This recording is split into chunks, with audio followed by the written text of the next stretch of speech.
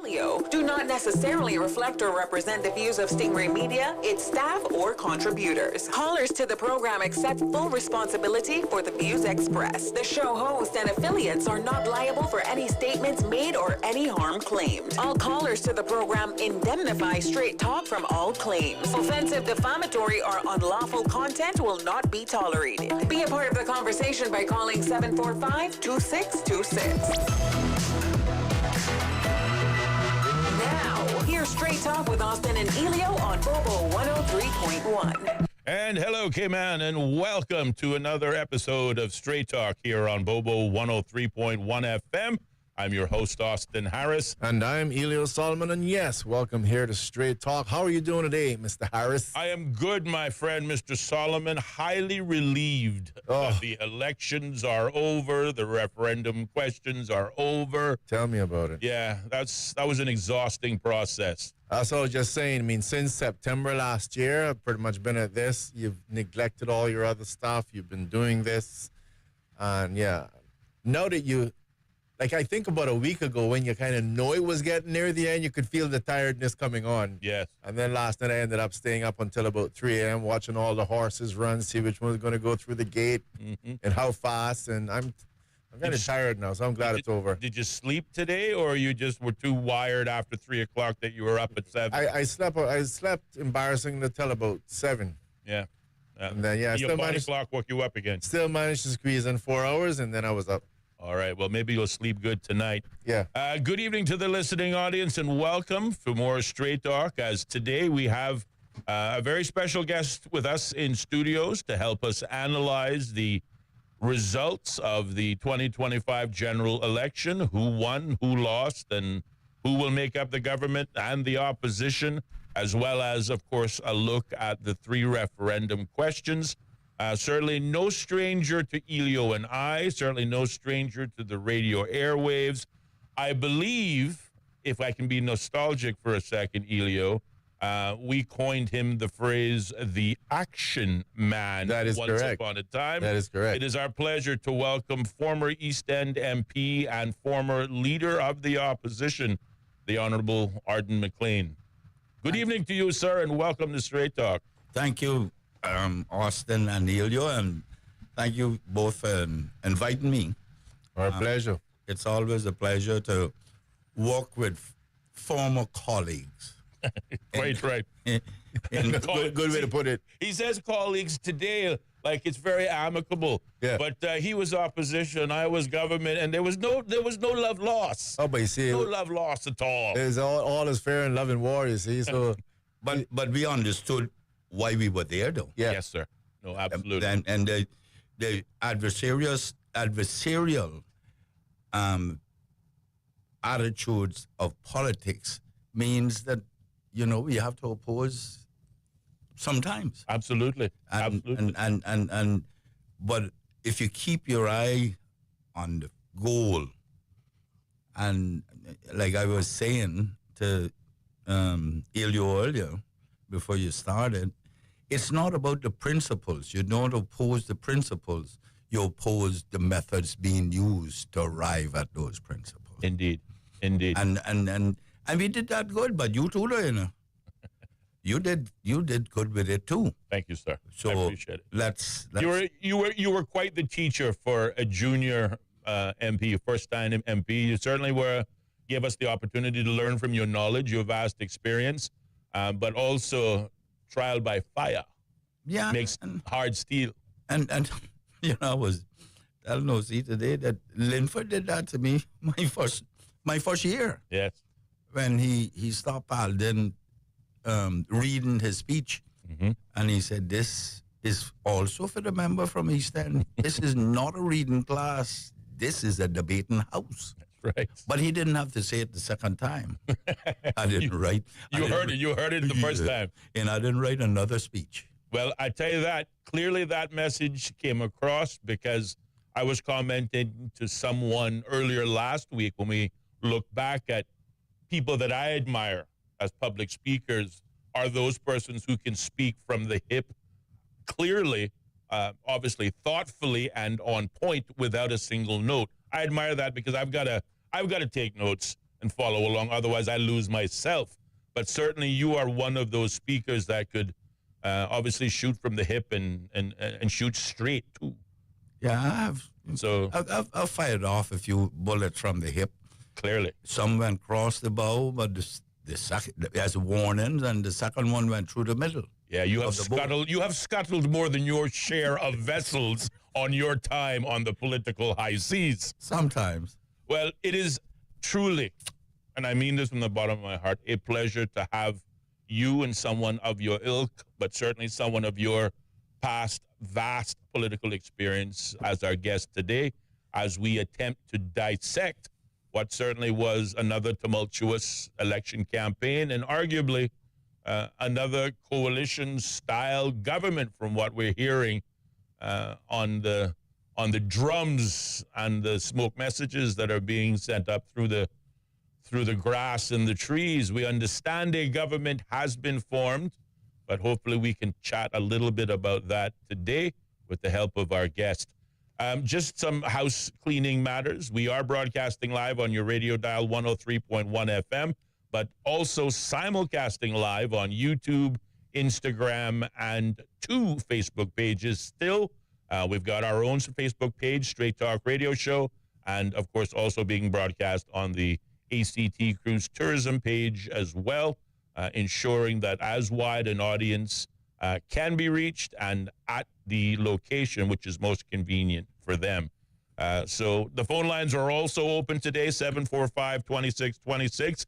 If you want to join the conversation, you want to congratulate the government as a whole, all 19 of those who were elected. Largely a fair, well-run, civilized election process. There were no injuries to report of. There were a few objections to report of and objectionable behaviors, at least rumored. Maybe we could talk a little bit about that and or whether there'll be some future challenges down the road. So with that, Yeah. shall we kick it off? But yeah, with that we start, and of course I can't allow you to give all these roses to my good friend Ard without me at least giving one. No, absolutely. And I'll start by prefacing and saying that yes, he's giving quite a few flogins from time to time, and no one always enjoys it when they're getting it, but sometimes you know you needed it. Yeah. But I do want to say that you're definitely one of those persons that inspired me in terms of your speaking abilities. I like the fire and brimstone speeches. And it's something that, amongst other things, I have done my best to add to my arsenal. So if I ever sound a little bit like fire and brimstone, you probably know where it in part came from. Pleasure to have you here, but I think we wanted to be able to get into the chatting of, I suppose, unless you want us to start in a specific direction, Austin, I would say that, we want to be able to get an idea of what your thoughts are in terms of things leading up to the election, and then again, get into those results, and then look forward to the future where we think it's going. But I think my colleague wants to. No. Okay. No, I think that's as good a starting point as any. Yeah.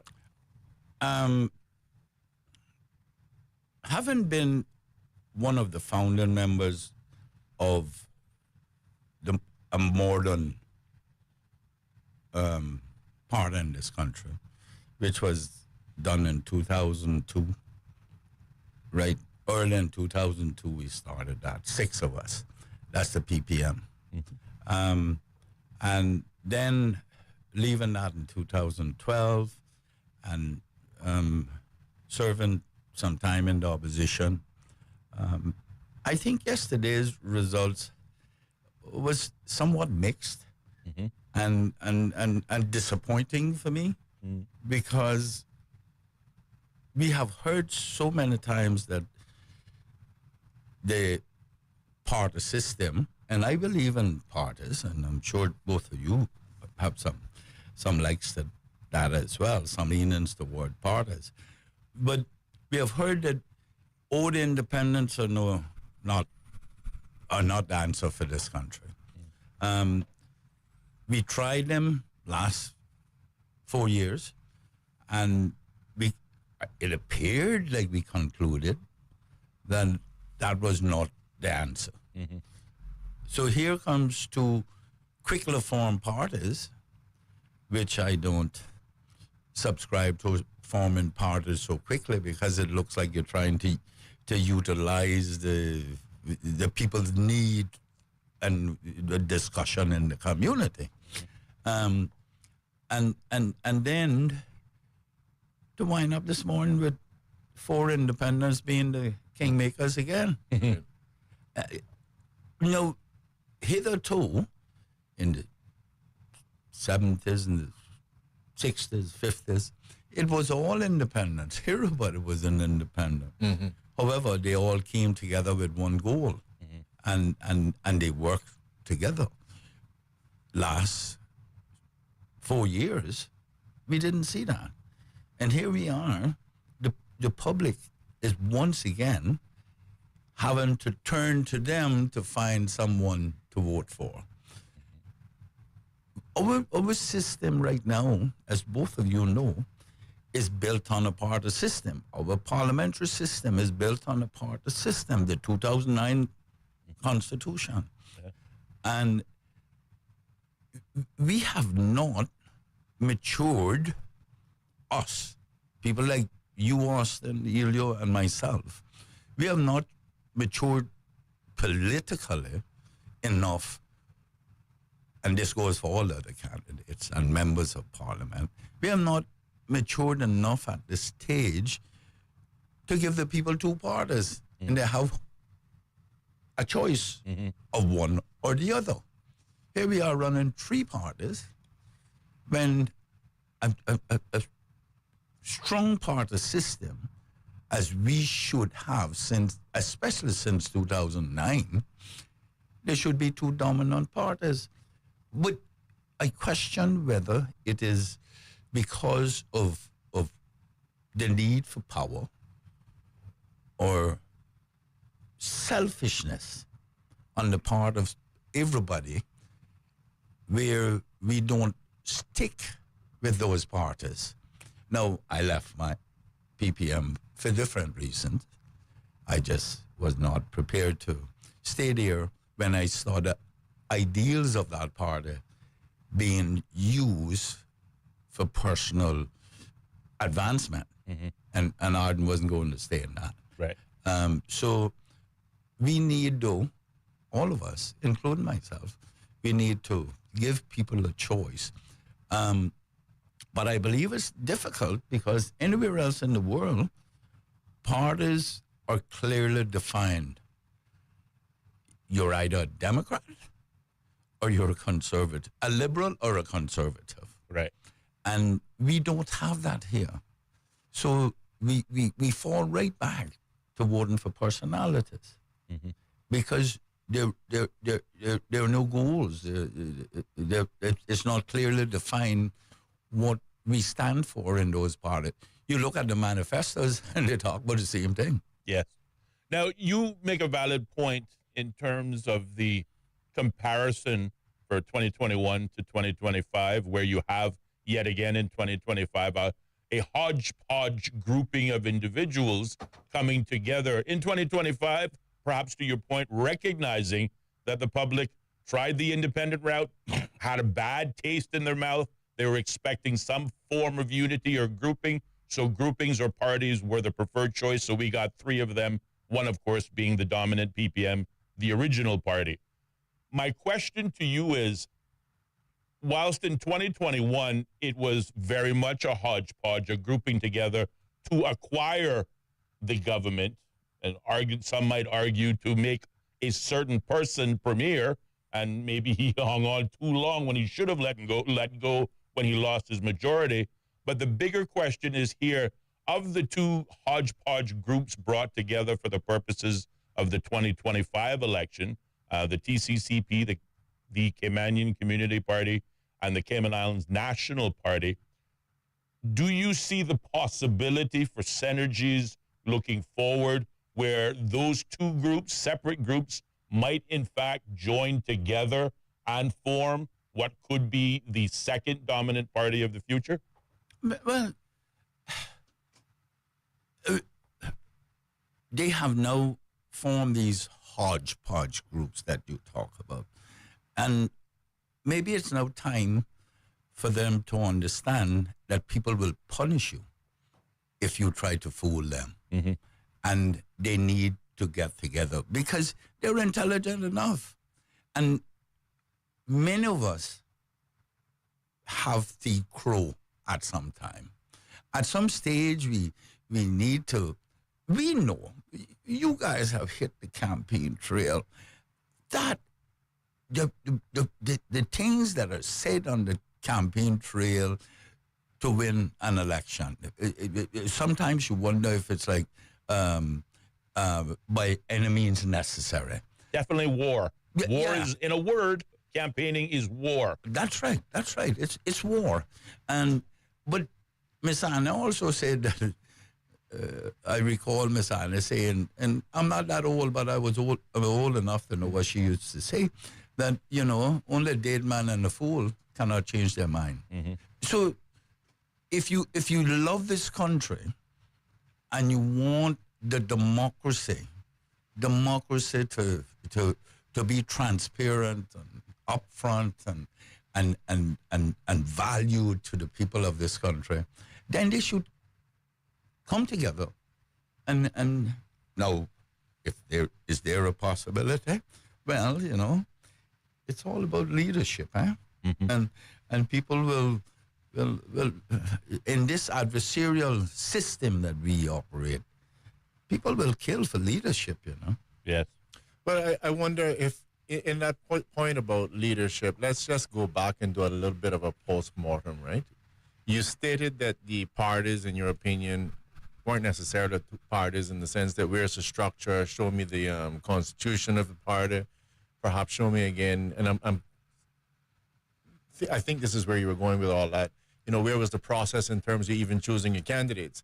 But if I actually look, you understand the political landscape really well. I would love to be able to discuss some of why you thought certain things may have happened. For example, Mr. Dan Scott, as the leader of the CINP, lost his seat.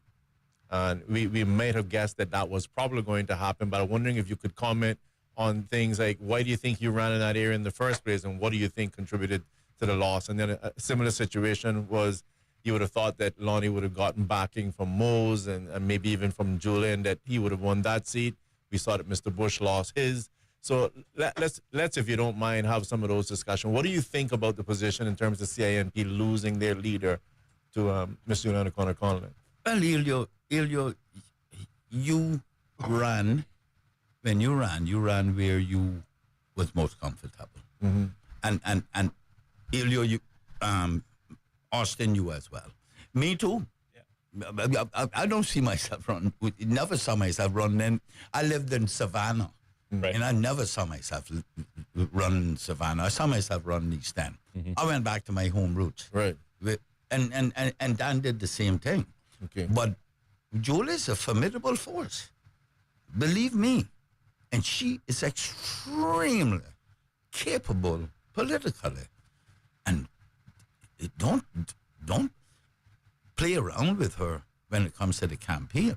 Mm-hmm. I saw her on TV last night, and she was haggard from the whole day being out there on that trail. So maybe Dan should have gone elsewhere. I can't second guess him, but it's certainly one of the things that he wanted to do. He wanted to go back to his roots, but there was talk about the fact that Julia might not have ran again. Do you think that might have been a contributing factor? Well, that's what I believe was, because Dan declared shortly after the Juliana announced publicly that she would not be seeking a re-election. That was in December, and then by March, she'd since changed her mind. So it's very possible that Dan may have felt he was stuck between a rock and a hard place. He should have, if thinking politically minded, hopped to another constituency, came back west in Little Cayman, versus contesting a seat against an incumbent as seasoned as Juliana. But likewise, perhaps he may have felt that move would have also been regarded as a negative by the voters of you're running scared, so he stood his ground. I don't know what you think about that. Well, the CINP was not put together in the last 4 months. No. It has been a while coming. Yes. And from early on in the last 4 years, that period, Julia had announced that the possibility of her not running again. So I think Dan was guided by that somewhat. I think. Yeah. And then when Julia in the last few months decided that she was going to run, you know, and she walked right back in there and renewed that faith and those friendships and those relationships and she's good at it. She's very good at it. Do you believe it was political chess being played, or was it genuinely a coincidence that she decided to change her mind? I don't know on that one, but certainly, you know, if when I lost the election in 21, the next morning I told my kids I'm not doing it again. Right. And that's it. Yeah. It's over. There are young people in this country who can deal with this now because it's their future. Correct. So, you know, I don't know what mindset Julia was in at the time, but certainly a lot of pressure was placed upon her in leading up to the election to run again because people wanted her back. Well, I'll definitely come back later on, and perhaps as we look forward to also the issue and the discussion of Dan as leader and unfortunately losing. Jumping perhaps over here, Grand Cayman, West Bay, in terms of Mr. Bush losing to Ms. Julia Hunter. Any thoughts? Well, let me first of all say that McKeever has done some real good things for this country. And I make no apology for that. McKeever has done much for the Cayman Islands. And it's unfortunate that his exit had to be so dramatic and he did not control it. It's very unfortunate that his legacy of a contributor to this country will be overshadowed by so much. And that bothers me. Sure. It really bothers me. Warren Conley told me in 81 or something like that, after he lost in 76, that there comes a time in a politician's life that his ideas are good, but they're old. And it's time to move on. Let someone else determine the future of the people. And I was saddened. I think McKeever should have moved on a long time ago. But I was saddened when I heard that he was removed with such small margin. Yes, 19 votes. Yeah. Was the difference between win or lose. And because you see that sends the message that 50% of that community wanted him. Yeah. Still wanted him as their representative. That's why I don't support term limits. Yeah. Right. People will send you a resounding message when they finish with you. But that was not a resounding message last night. Yeah. It was too close to be resounding. It was almost 50% if we look at the numbers. Whilst the total registered voters in West Bay West was some 1,380 registered voters, only, I think, 944 voters showed up, which is also a subject hopefully we can pick up on. And that is, of course, we saw fewer voters going to the polls in 2025 than they did in 2021, even though we had more eligible voters in 2025 than in 2021. But we can certainly, discuss what we think that makeup is. But to your point, 19 vote difference, McKeever, Bush picking up 48% of those votes cast, whilst Miss Julie Hunter picking up 50%, just over 50%, 50.2% of the total votes, and just squeaking out a victory. But by far, that has to be the news of the 2025 general elections in terms of what was the biggest story, if you will. Would you agree with that? Absolutely. I think that. And and how difficult a time Julia had as the premier and as the governing government, the current government, and come back and beat a very strong man too. Yeah, Those two stories needs to be Underscored. at the headlines. absolutely. You know, I think so. Indeed. Well, obviously, by starting a show at 4:30, we assume the listening audience understands very clearly how the elections turned out. But for completeness, I think it's important to state that as of the end of the vote counting, which to my colleague's point happened sometime after 3 a.m. this morning, the PPM won with 7, CINP with 4, TCCP with 4, and the independents with 4 candidates winning for a total of 19.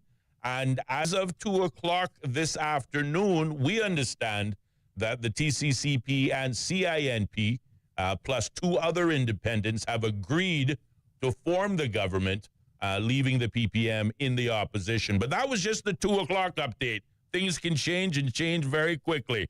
We have to pause, take a short commercial break, but don't even think about changing that dial. There'll be more Straight Talk next, right here on Bobo FM.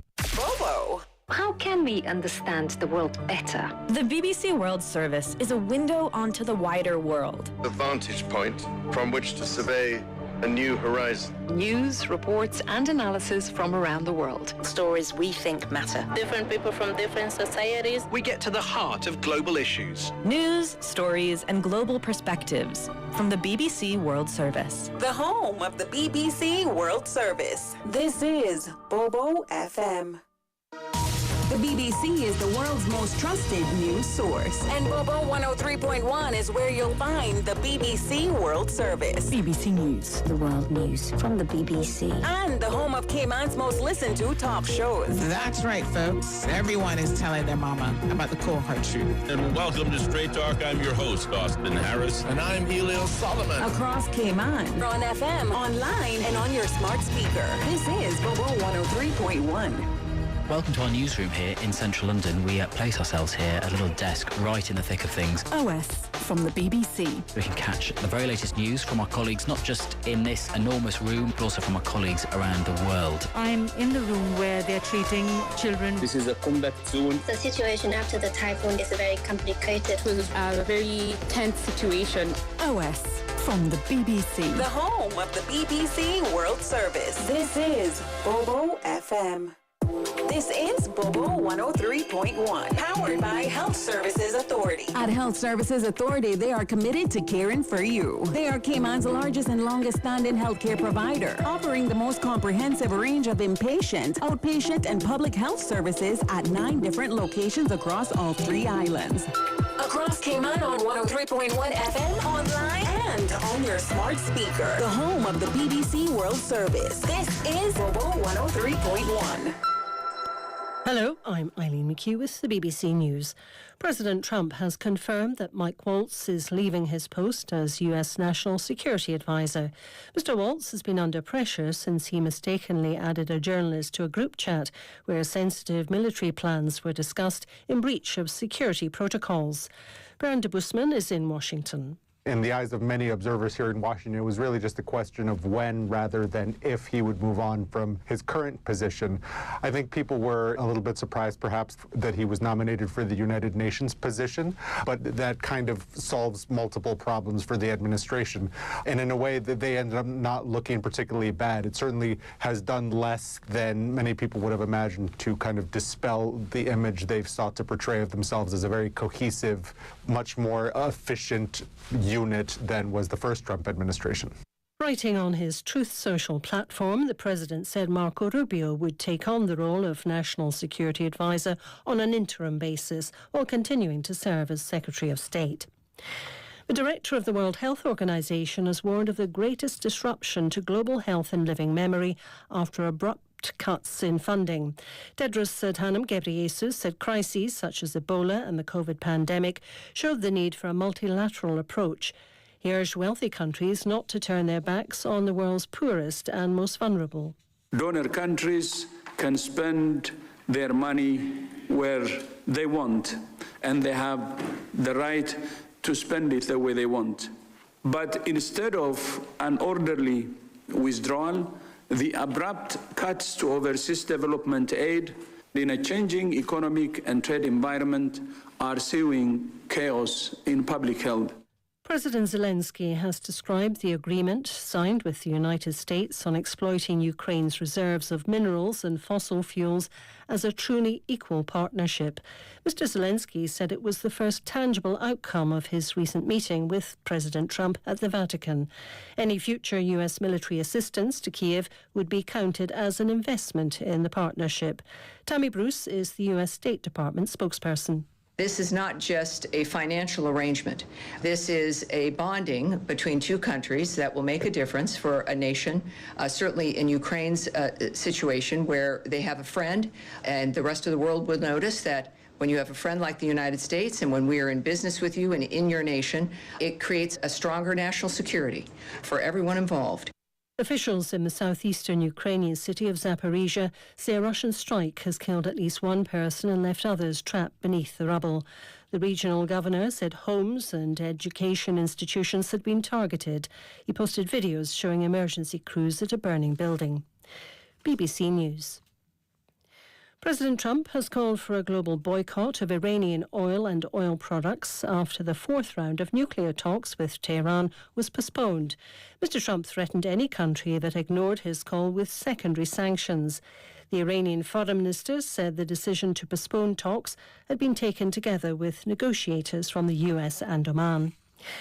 Thousands of people have held protests in Serbia's two largest cities 6 months on from a disaster that's been a focus for opponents of the government. 16 people died when a recently renovated concrete canopy collapsed at Novi Sad railway station. Here's Guy Deloney. This year's May Day rallies in Serbia have brought together union members and university students. They converged on the government building in Belgrade to call for action on workers' rights and corruption. One speaker described the joint rally as a step towards real change. The protesters are demanding full accountability for last November's disaster at Novi Sad railway station. In Serbia's second city, students unveiled a plaque honouring the 16 people who died. Novi Sad's mayor described the memorial as political abuse. The American intelligence agency, the CIA, has published 2 Chinese-language videos aimed at enticing officials to leak Beijing's secrets to the US.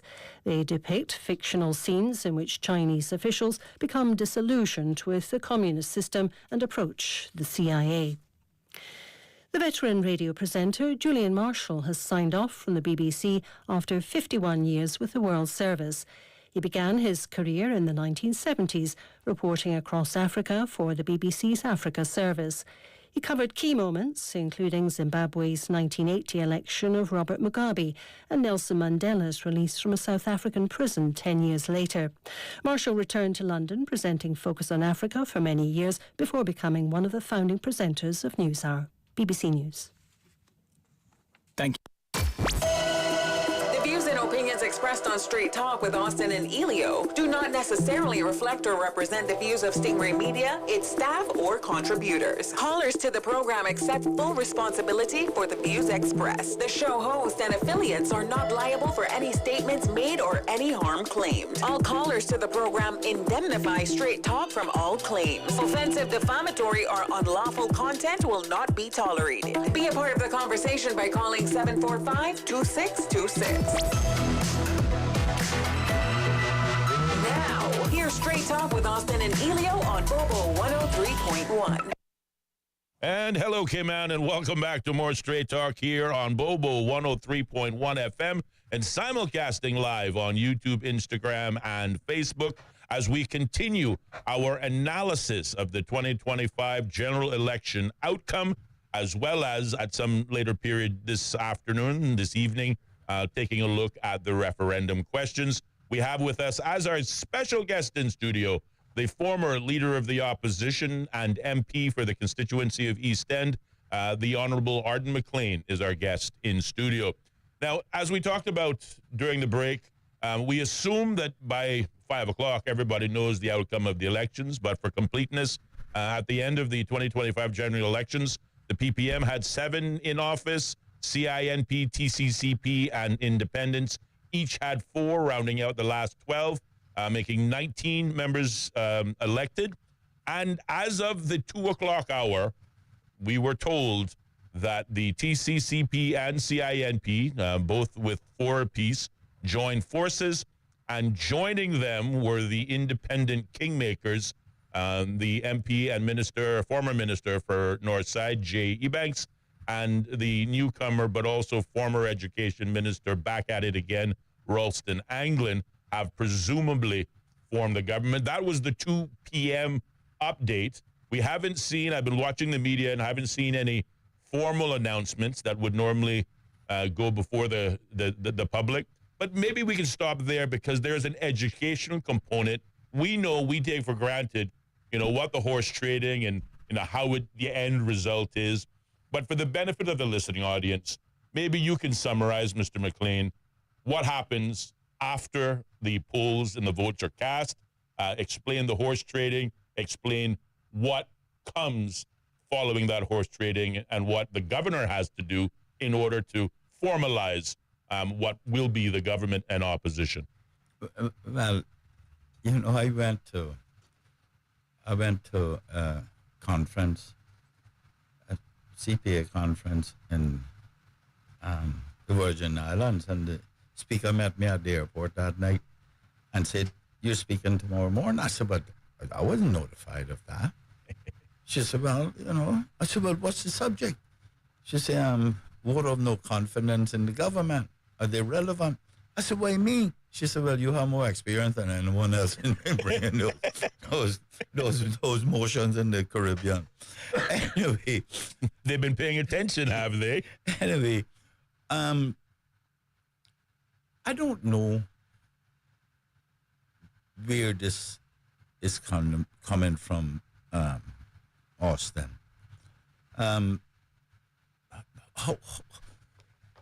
You were asking about them, and even forget it now. You're talking about the formation of the government process. If you use your experience, it's a teaching lesson for the listening audience, in particular those new to politics. How do we go from votes cast to the formation of government, the horse trading, and the process of going to the governor? Right. Very quickly. So they now have to negotiate. I don't like the horse trading word, but phrase, but that's besides the point. They now have to negotiate and bring this thing together. They need 10. Mm-hmm. And the Constitution is very specific. Our Constitution is built on parties, So it specifically lays out, I think, in 49 that if a party wins the majority of the seats in the parliament, then the majority of that majority can write the governor and say, swear in. Swear us in as the government? Swear in the leader, the premier. Because you need to get that premier in spot before you get down to the parliament. Right. If there's no majority and no recommendations have been made to the recommendations to the governor, they need to get 10 people together and go to the governor then and request or insist that a proclamation be made for the opening of Parliament for this next session. And they go down there and vote for that premier. And there's no maybe or perhaps. Even if it's only one person that is going up, they need to record every vote. The Constitution is very specific. So they can't appoint a premier by virtue of going to the governor and appoint a premier now because they didn't win the majority. Nobody won the majority. Mm-hmm. Now, what he's saying, Austin is saying, is that the two parties plus 2 of the independents have joined and formed the 10. But I don't know. But to your point, if that were true, as we understand it, we don't have any other information to the contrary, but if that were true, then the next obvious step would be, to your point, run to the governor, notify her that you have 10 so that proclamation can be issued, because it literally is he who gets there first wins, right? That's right. That's right. And then they would have to find a speaker from outside if they only have the 10. Yes. Because you can't be outside of the parliament unless you have a big majority. Mm-hmm. But they would then have to go down to parliament and elect that premier. Okay. By vote. Mm-hmm. It has to be a vote. Yes. And it must be recorded as well. Yes. So, and then they can run the government. And the first thing is to appoint a speaker. So they need to find a speaker as well that is amenable to go into that seat. Yes. So I hope they have formed the government. I don't know how it has happened, but certainly we need to move the country on. Well, let's talk about those 2 points. In the first instance, we talked about earlier on, Mr. Dan Scott, who was the de facto leader of the Cayman Islands National Party, did not win a seat against incumbent Julianne O'Connor Connolly, so it left that party headless, leaderless. However, he did announce shortly before the elections that he was just the interim leader, and following the elections, whatever group remained would be voting amongst themselves. First question is, if TCCP and CINP did in fact join forces, who is likely to be the premier out of that group? Do you think Andre Ebanks will naturally matriculate to the tip of the spear, or could it potentially be Gary Ruddy, from what I'm hearing, on the CINP side? No, I doubt it. Yeah? You doubt what? That Gary would be. Okay. I doubt that. I mean, Gary is not a fool. He knows what his limitations are. He's brand new, too. Right. Yeah. He's brand new. And man, I don't see that. Okay. You may have warring amongst them as to who will be the deputy ministers, yeah. Ministers, and maybe deputy too, but I don't see. And that those are negotiations that you all know needs to go on behind closed doors. Correct. But I don't see them vying for or fighting for leadership. Right. But coalitions are formed all over the world to run the country. It doesn't break up the parties.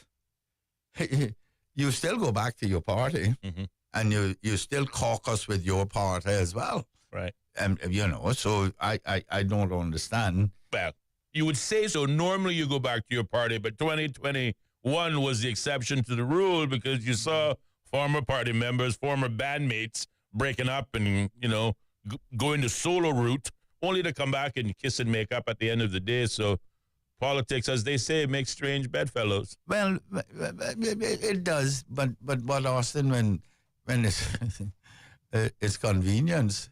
Yes, marriages of convenience. Quite right. I don't know who has the collar on, but when you get these convenient marriages, then I could never do that. Yeah, I could never jump from one to the other. That was not me. I never did. I left PPM and that was it. Yeah. I didn't jump over to the next party just to get in position. Right. And people can do that. Sure. I mean, my conscience, I need to go sleep with me tonight, Yes, and my conscience bothers me. So when we think of the hypothetical, because again, there had been no official announcement of a hypothetical teaming up of TCCP and CINP, it is accepted, at least we three, that Andre Ebanks would be the tip of the spear in that arrangement. Yeah. All right.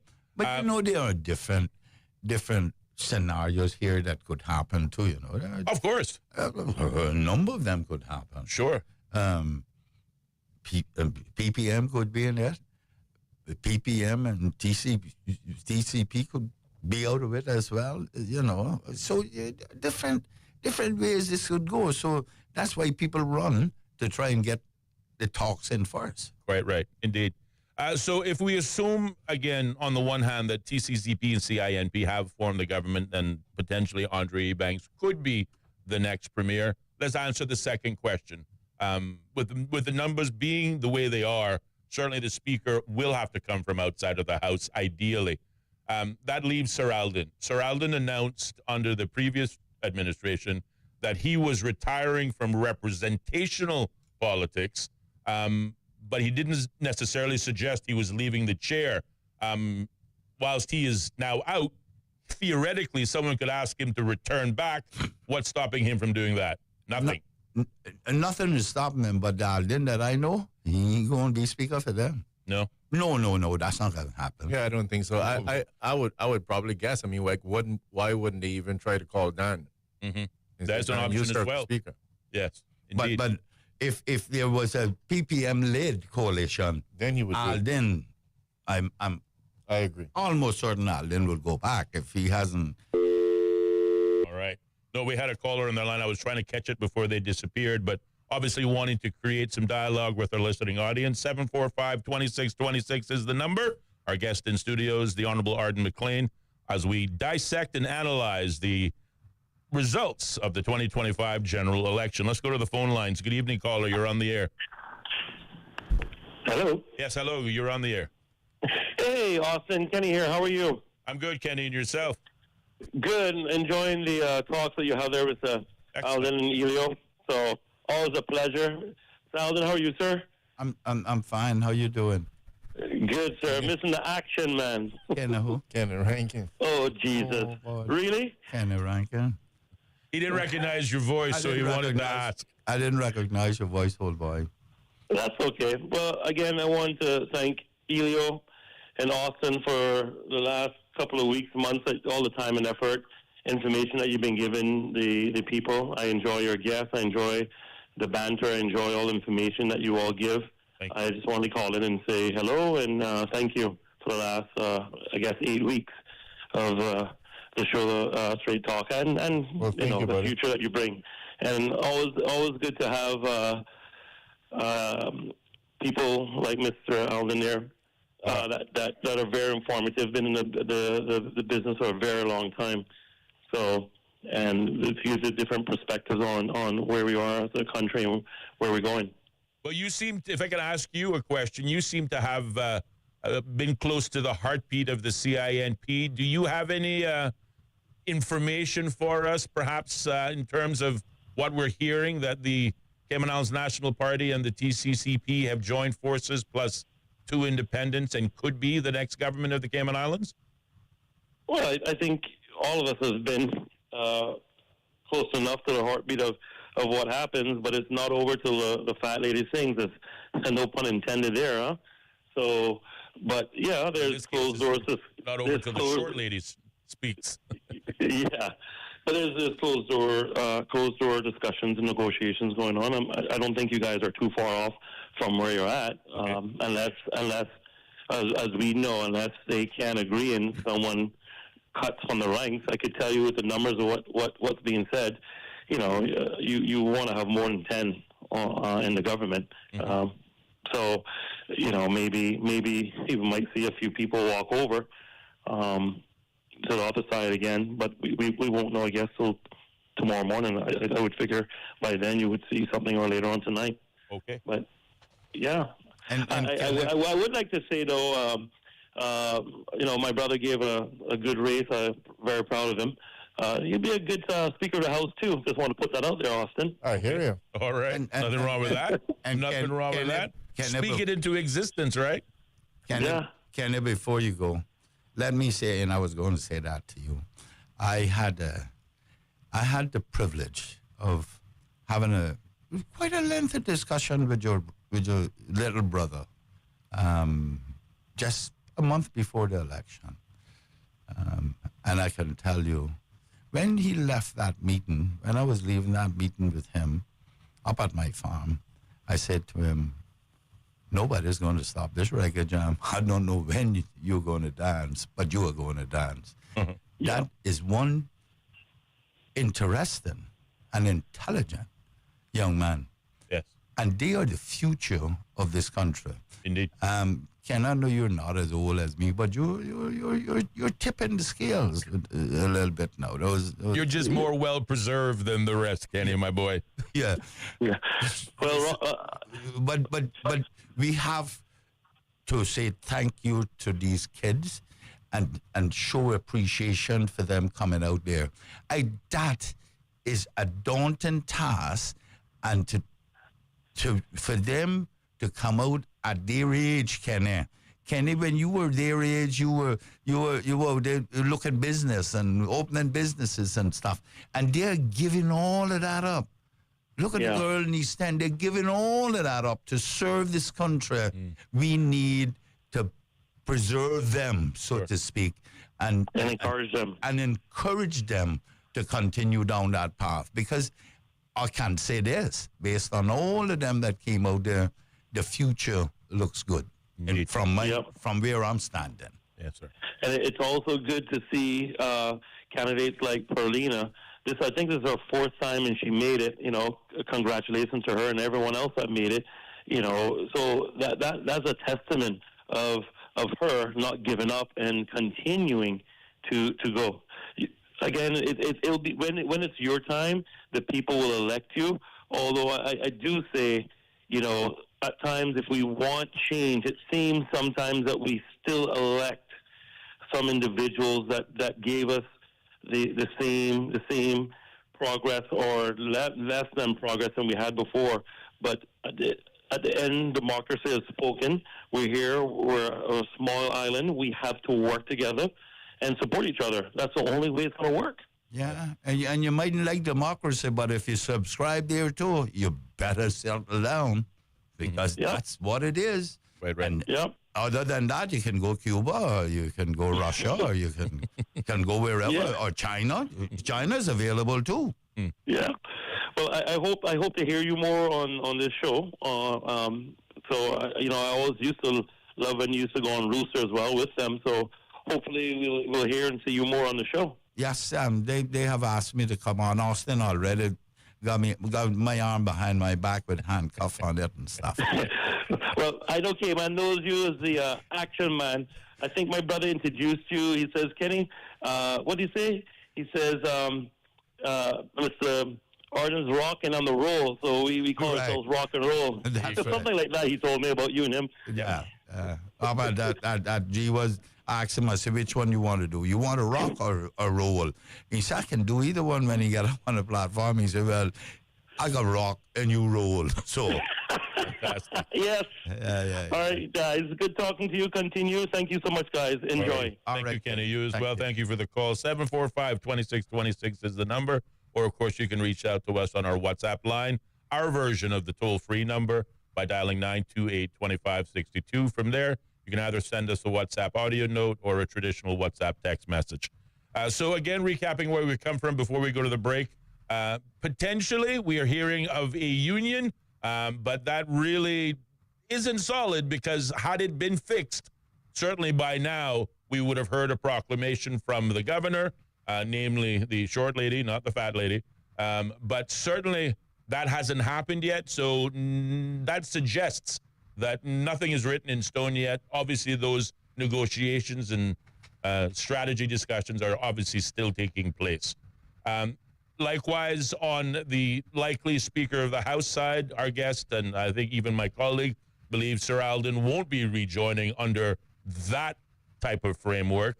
He might if the PPM are leading the band, but under the TCCP-CINP arrangement, don't expect to see Sir Alden in the Speaker's chair, is the prediction I think it's important from our guest and our host. I think it's important to highlight what Mr. Rankin was saying, because it sounds like he was either alluding or expressly stating that there's a possibility that might be negotiations between that CCP-CIN arrangement as well as members that are now present in the PPM. Well, he did allude to that. I mean, we know, again, we've heard that at least two of the four independents who won after the elections, Mr. J. Bodden Ralston Anglin, J., who arguably won by a landslide, Ralston, who, if I look closely, I'm not quite sure. I think he won pretty strong as well. Yeah, he got 50% of the votes as well, so it was a very strong and resounding victory. Yeah. We understood those two independents have since teamed up with the TCCP and CINP. That leaves two others, Chris Saunders and Mr. Isaac Rankin. Chris Saunders stated prior to the elections he would work with the PPM, so we assume he's with the PPM, leaving only Isaac on the independent side as a decider. But to your point, Ellio, when the last caller suggested persons might be crossing the aisle, there may be a possibility that a former red may be, I don't know, what do you mix when you mix purple and... I think if you get red and blue, you'll get purple, yeah? Yeah, something like that. You get red and purple. If you put red and purple, I think you just get more purple. Starts to look a little bit blackish. That's right. Obviously, the caller referring to Mr. Heyman Rankin, as we discussed. Heyman Rankin ran in the constituency of Boddentown West, which was won by Mr. Saunders by a margin of 43. He took 43.8% of the vote with 565 votes to Mr. Osborne Bodden, who was his nearest competition with 409 votes or 31.7% of the vote. But Heyman Rankin also having a good showing his first time out, 298 votes or 23% of the constituents in that area. Nothing to be ashamed of. Congratulations to all of those who put their hats into the ring. And to your point, Mr. McLean, when we have persons like Mr. Rankin who have a bright private sector future ahead of them, but they choose to dismiss that, ignore that for public service, you have to be proud of those Caymanians when they do so. It is 28 minutes past the hour of 5 o'clock, and the phone lines remain open at 745-2626 with our guest in studios helping us to analyze the results of the 2025 general election, Mr. Arden McLean. We do have to pause, take a short commercial break, but keep it locked. There'll be more Straight Talk still to come here on Bobo FM. More Straight Talk with Austin and Ellio coming up. Be a part of the conversation by calling 745-2626. Bobo 103.1. The Office Hero. To claim this title, you have to make an exceedingly wise decision. Do something that benefits staff, impresses clients, all while keeping expenses low. Are you ready to be the Office Hero? Here's what to do. Call Hughes Cleaning Service. Hughes Cleaning Service will make your office shine and you a hero. Dusting, vacuuming, windows, sanitizing, and more. Hughes expert cleaners will make your office a healthy, immaculate, impressive workspace. Call 949-0734. Visit hughes-janitorial.com. Hughes, you get more than clean. When it comes to cooking for my family, I turn to Kirk Market for all our nutritional needs. Whether whipping up a quick stir fry with lean CAB choice beef or preparing a healthy weekend dinner with fresh local snapper, Kirk Market always has exactly what I need. At Kirk Market, I find premium proteins that keep my family healthy, energetic, and always coming back for seconds. Visit Kirk Market today. Bring home the quality and freshness your family deserves. Kirk Market. Eat well, live well, and experience a world of choice. With you in mind, we have your style. Find what you need down every aisle. You want saving, selection, and quality. That's why we're your home store. Home store. The way to make a home. The way to make a home. Drinking water is vital to our health. At Cayman Water, we use reverse osmosis desalination to ensure safe drinking water. A semi-permeable membrane allows fresh water to pass through, blocking out contaminants. Then, we finish with a post-treatment process and conduct frequent extensive testing to ensure that you get healthy drinking water with an average pH of 7. Not only is water out of your tap safe to drink, it's approximately 400 times less expensive than bottled water. Help to reduce plastics and save our planet. Cayman Water cares. Learn more at caymanwater.com. When you're on the go, the experienced team at Foster's Pharmacy are here to help. Drop off your prescription while you shop or WhatsApp us and we'll prepare it, ready for your arrival. Whether you need prescription or over-the-counter medications, blood glucose testing, or advice on vitamins and supplements, we're here early in the morning to late at night. Both of our locations at our Camana Bay and airport stores are open 7 a.m. to 9 p.m., Monday to Saturday. For more info, visit fosters.ky/pharmacy. Foster's Pharmacy. Better health because we care. We all work hard to one day buy the house of our dreams. Why wouldn't you protect it? With Saxon, you now have the option to get a home insurance quote online. Avoid the waiting in lines and the traffic. Simply log on to saxon.ky and click to get a quote to get started. At Saxon, we pride ourselves on providing our customers with excellent customer service and convenience. So what are you waiting for? Visit saxon.ky today from the comfort of your home or office to get your quote and protect the things you love. Saxon. Smart Insurance. Across Cayman on FM, online, and on your smart speaker. This is Bobo 103.1, powered by Health Services Authority, committed to caring for you. The views and opinions expressed on Straight Talk with Austin and Ellio do not necessarily reflect or represent the views of Stingray Media, its staff, or contributors. Callers to the program accept full responsibility for the views expressed. The show host and affiliates are not liable for any statements made or any harm claimed. All callers to the program indemnify Straight Talk from all claims. Offensive, defamatory, or unlawful content will not be tolerated. Be a part of the conversation by calling 745-2626. Now, here's Straight Talk with Austin and Ellio on Bobo 103.1. And welcome back, man, to more Straight Talk here on Bobo 103.1 FM with your host, Ellio Solomon, myself, Austin Harris, and our special guest helping us to analyze the outcome of the 2025 general elections, the former leader of the opposition and MP for East End, the Honorable Arden McLean. We've got at least one WhatsApp message, and it reads, "Hello, Austin and Ellio. Welcome to Mr. Arden McLean to the Cayman Islands. Congrats to you all for ensuring our electoral process continues to run smoothly. Mr. Arden, thank you for sharing the many scenarios that could take place. More importantly, thank you for encouraging unity and solidarity in our country. I also appreciate you encouraging the young Caymanians to come forward." So certainly we are grateful for those remarks. And Mr. Arden, an opportunity to comment, if you wish, on those roses extended to you. Now, thank you, whomever it is. Thank you very much. But what I said about encouraging the young Caymanians, that goes for you too. You can write. You can also write them too.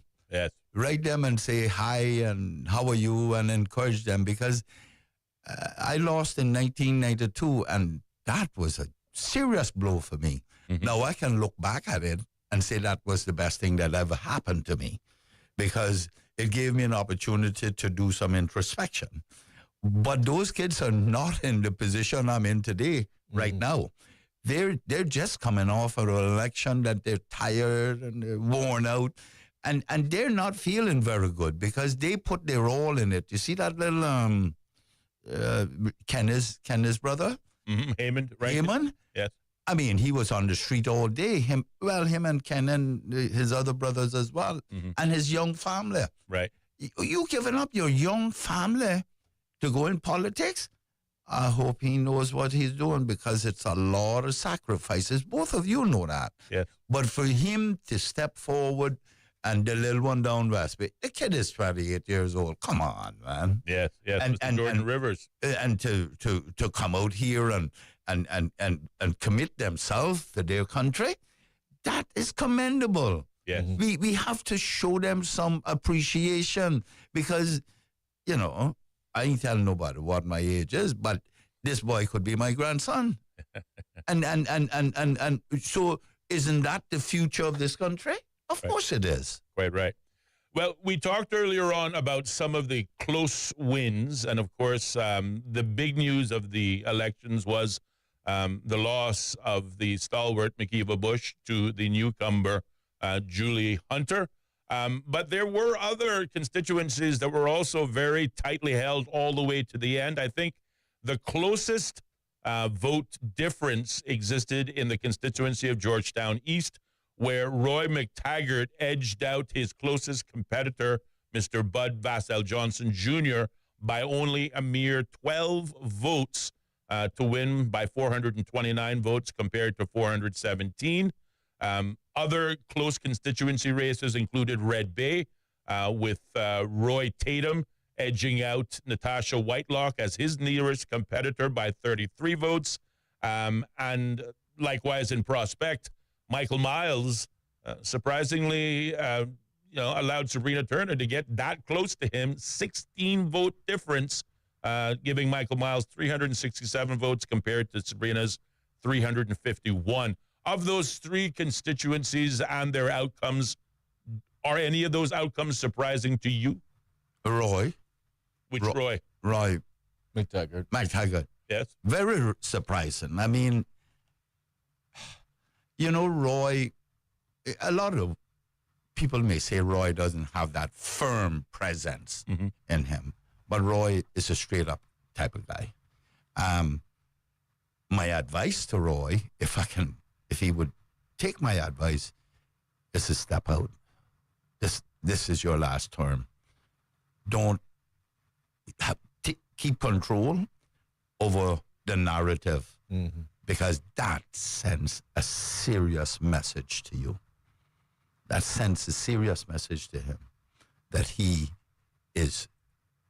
they are not satisfied with him. And the other Roy, Tatum, he is just lucky. He's riding a serious coattail of Alden. It's obvious. He's riding that coattail, and it assisted him. Now, when it comes to Miles, I know Miles is that type of person who is going to put his back into it, and he's got to be in that prospect area. He's done a lot before, yeah. Yeah, but he is going to stretch that lead out.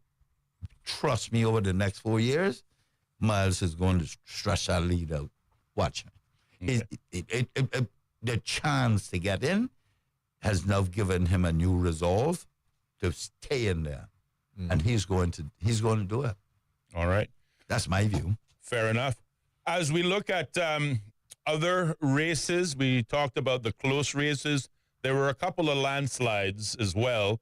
Obviously, Andre Ebanks in West Bay South, winning 76% of the votes in West Bay South, compared to our good friend Sterling Dwayne Ebanks with 22, almost 23%.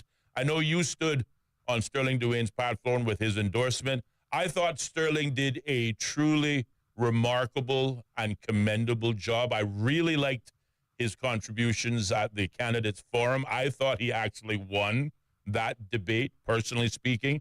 But clearly the voters had a different thought in mind. Your thought on that constituency, Mr. McLean? Well, three of us haven't been here before, won and lost. Right. We know that what it takes.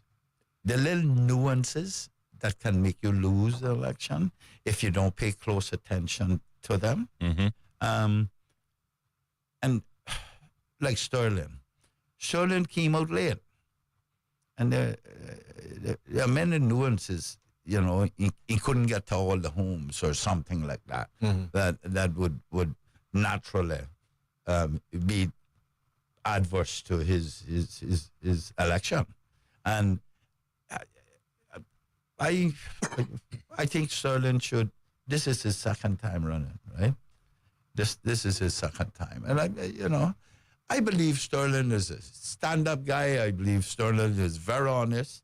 I believe Sterling has integrity, but I don't know if he wants to go back there again, because Andre's young, Andre's a young man, and you're looking at another 3-4 terms before you can unseat him with that kind of return. Right. And I know you chatted earlier on about Mr. Heyman, but one of the things I observed, I'd like to get your feedback on it. I think that surprisingness to some extent, to see how entrenched Mr. Saunders is because, I mean, if you actually look at the fact that, one, he was the deputy premier at one point, he stepped away, and a lot of things can have a negative effect, but he stepped away as the deputy premier.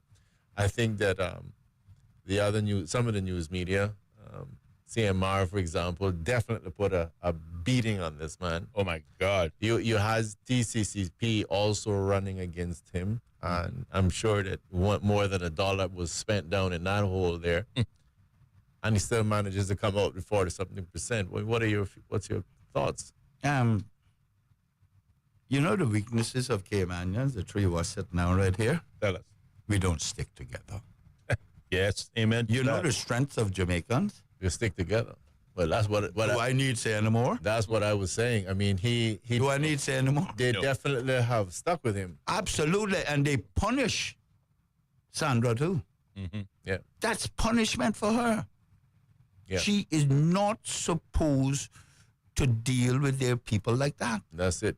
And that's precisely what I walk away with as well. I think it's a matter of you see an outsider type of perspective where you're saying the Jamaicans in this particular case, Cayman Jamaicans are going to say, no, this is our boy and we're going to vote for him. Absolutely. And the more you beat him, the more we're going to stick with him. And like you said, unfortunately, we don't have much of that, which is one of the things I said before we closed off on Tuesday, that until Caymanians can perhaps start acting as if they are in somebody else's country and sticking together, we're going to lose ours. Yeah. But I mean, I just had to say they definitely stuck with him because, again, stepping down from deputy premiership, I know there was another incident that eludes me. Again, taking a beating. And then again, like I said, I'm sure TCCP spent more than a few dollars down in that hole there. No. And he still held on. So kudos to Indeed. that population.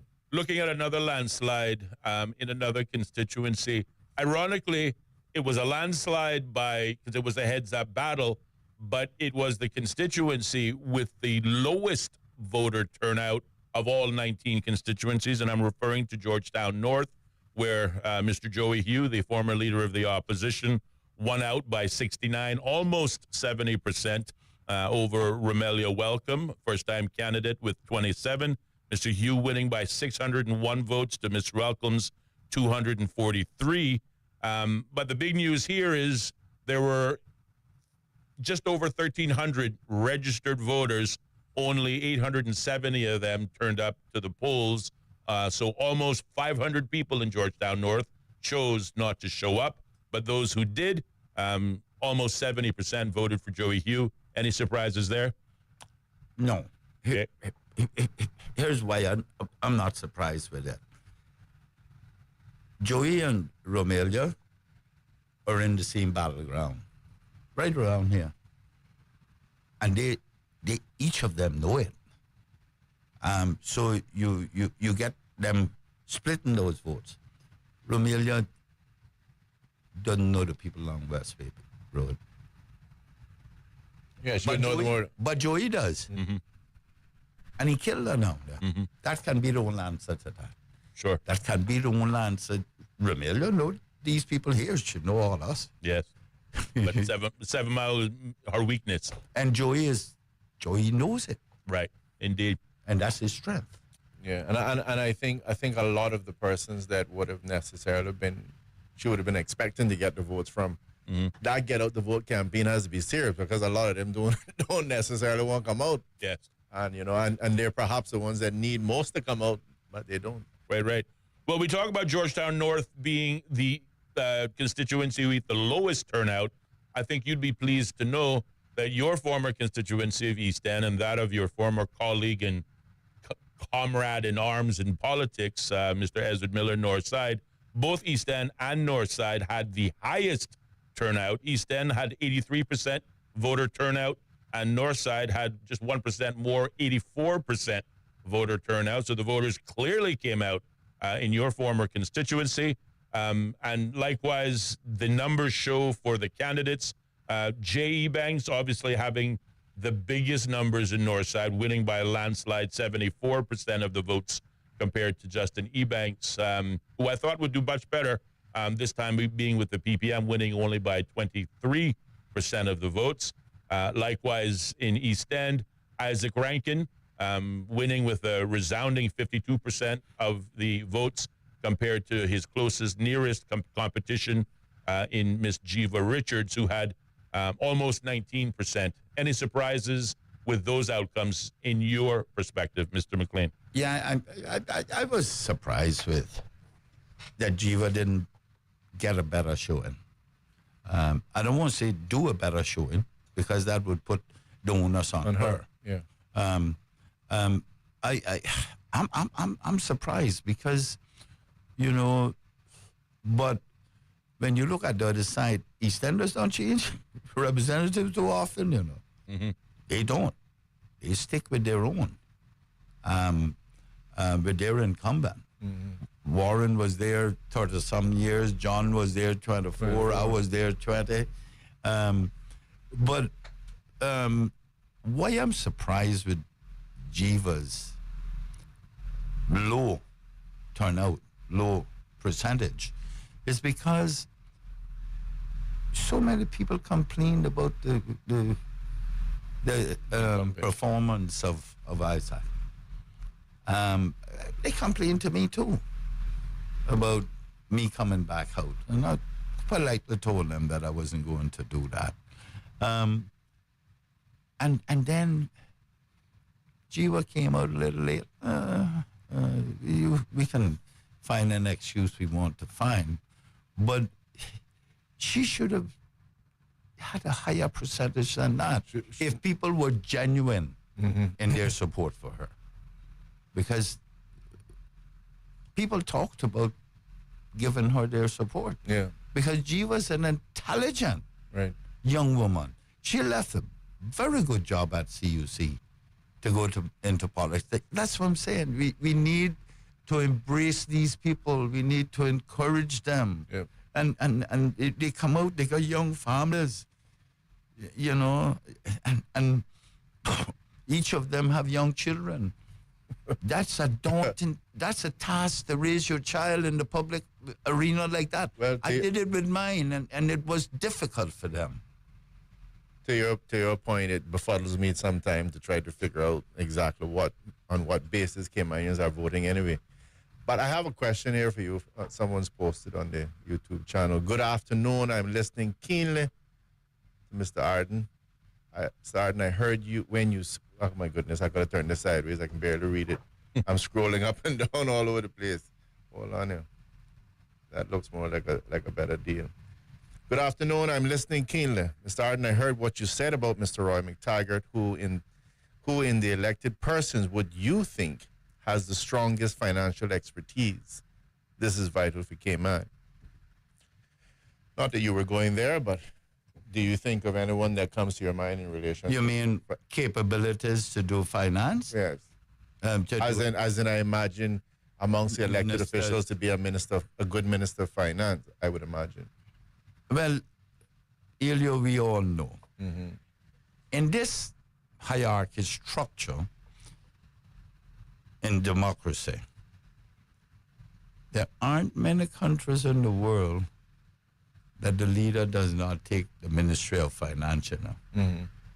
The leader has to keep that close to them. Right. Or find someone that they can trust. Right.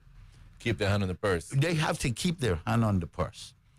You can't show me any independent country throughout the Caribbean that very few has a Minister of Finance other than the leader. Yeah. But Rodson is a very good accountant. He's very capable. Andre and Wien has done financial services before, you know. Who else can do finance? Well, there's Roy McTaggart, obviously, the former Minister of Finance, now was in the opposition. But yeah, to your point, Andre Ebanks, Ralston Anglin, Roy McTaggart, and Chris Saunders are the three professionals with that sort of professional background. They're all CPAs. Yeah. They're all...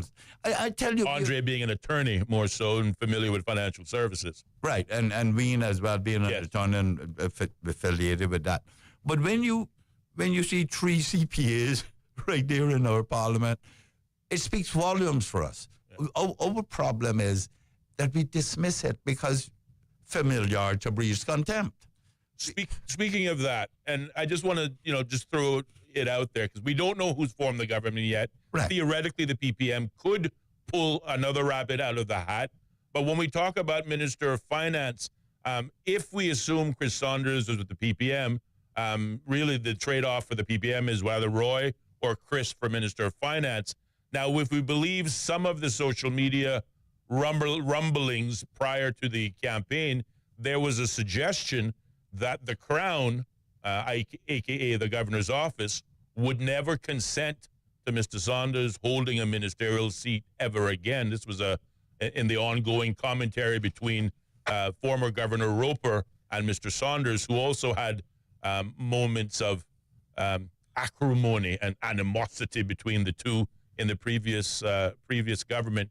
Do you see that as potentially being a problem, or more to the point, do you see the governor's office sticking our fingers in whatever the elected persons decide in terms of the formation of the government? No, I hope not.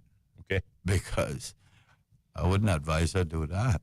Because that's, but certainly the governor would have to also, if there was a problem, watch the words, if there was a problem, the governor would have to consider the people that was involved in that problem. Right. I.e. her civil servants or whatever the case may be. Right. But I preface it by saying if. If's a big word. Quite right indeed. And again, we only threw it out there because it was, election rumors, and rumors really aren't always based on fact.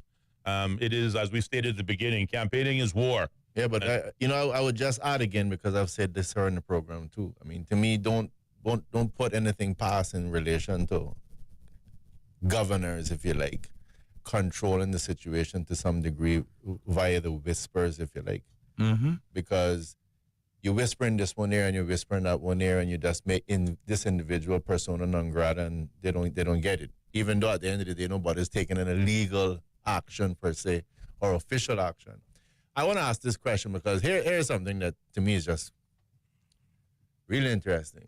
What exactly was the public trying to achieve? Because if you look and you say you had the government, which we morphed a couple of times. What was it? PSCT, then it was UPM. I don't know. I think there was another one missing in there somewhere. PSCT or something. Yeah, PACT, and then you had UPM, but I kind of got the impression there was another acronym in there somewhere, or abbreviation. But then you also had, again, the TCCP, or they were calling them the quitters, again, that left. Then you even had the premier at one point in time. He was removed. You had Mr. Chris Saunders. And you go and you look now at what has happened. In large part, the public has simply voted for all those persons again. Yeah. So it's like, I thought that is very interesting. One could have got the impression somewhere that there was a cry for change, but really there wasn't any change. Nope. The only change was Sabrina and Mikiwa. Mm-hmm. Right. 2 laws. And then you had Bernie who had stepped down, so naturally you needed something new. Yeah. and you had as I rest my case. You had Barbara and David and Mose who had stepped down. So you had theoretically had 2 changes. Mm-hmm. 3 if you include Roy Tatum taking over from Alden McLaughlin. But Alden stepped down. That's what I'm saying. So you couldn't change Alden because he stepped down. Yeah. So new people. Same thing with Bernie. That was compulsory. You had to get someone new. Right. But the only thing to say, we're upset, we're taking you out and putting someone in. It didn't happen. Only 2 lost. Only 2. Right. I am.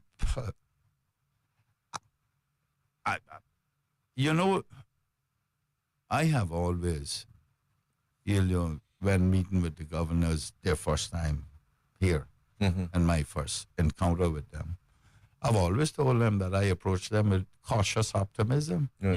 Because they can get themselves embroiled in the local matters, Like that little one that Stuart Jack, and that one that was there before the other lady came. Yeah. And they can get themselves embroiled in stuff that don't concern them. Hey, tell me about it. So and the problem is that we tend to treat them as if they come with a halo around their head. Mm-hmm. Sometimes those halos need to be set on fire and burn out some of the scalp, because they can become real nasty. Yeah. You know that. Yeah, and that's my observation, which is why I stress it, because again, from an official position, you may not see the governor's office doing certain things, but they whisper. Yeah, and that $2 million social budget, and they manipulate the process too. Yeah. So, Mr. McLean, we got 2 minutes left, and I want to wrap up this version of the conversation on the general election and still leave a few minutes in the final segment to talk about the referendum questions and their outcome. But the other significant factor in this general election, we see it more so pronounced in the constituency breakdown. None of the constituencies had 100% turnout. We see some with as low as 64, others with as high as 84. We had approximately 2,034 to be precise, new eligible voters, increasing the overall voters to just over 25,000. But less voters still turned out overall than in 2021. Do you have any thoughts on this? Are persons becoming disenfranchised, disinterested in politics in general, and particularly voting for them? To Ellio's point, because whilst we clamor for change, the results don't suggest anything changed at all. I think it's apathy on part of the electorate, and that apathy allows those same people to get returned. All right. Yeah, I just, for what it's worth, I want to say the same thing. I got a lot of feedback from persons who are saying, Ellio, I don't see anything to vote for, you know? And so you end up, to his point, getting the SEMO. Right, indeed. It is 58 minutes past the hour of 5 o'clock, and we do need to pause, take a short commercial break, check in with the BBC News, and, of course, hear what's going on around the world. But the phone lines remain open at 745-2626. I saw a caller trying to get through there, but unfortunately we have to go to a break. I want to encourage them to call back, and certainly in the next final half hour. But when we come back, moving away from the general election outcome to the referendum questions and what our guest thinks about that. Keep it locked. Straight Talk is next. Bobo.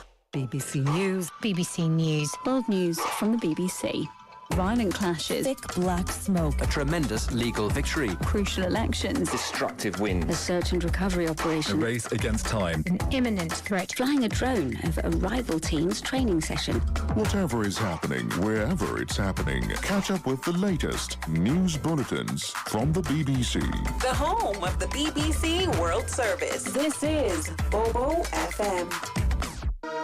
The BBC is the world's most trusted news source. And Bobo 103.1 is where you'll find the BBC World Service. BBC News. The world news from the BBC. And the home of Cayman's most listened to top shows. That's right, folks. Everyone is telling their mama about the cold hard truth. And welcome to Straight Talk. I'm your host, Austin Harris. And I'm Ellio Solomon. Across Cayman, on FM, online, and on your smart speaker. This is Bobo 103.1.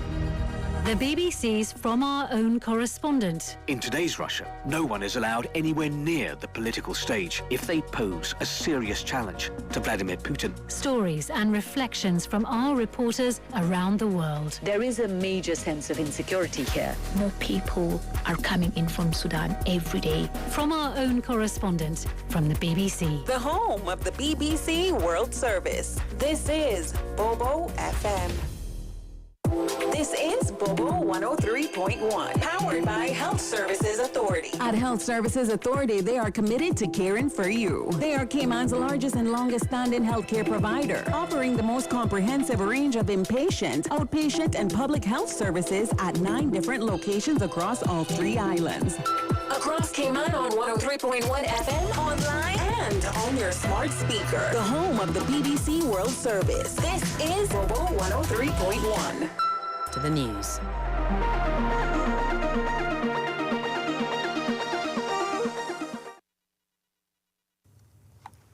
BBC News, hello, I'm Eileen McHugh.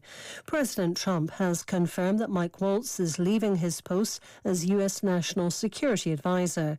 Writing on his Truth Social platform, the president said Marco Rubio would take on the role on an interim basis while continuing to serve as Secretary of State.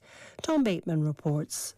Mr. Waltz's downfall follows the sharp scrutiny of his judgment after he mistakenly added a journalist to a Signal messaging group.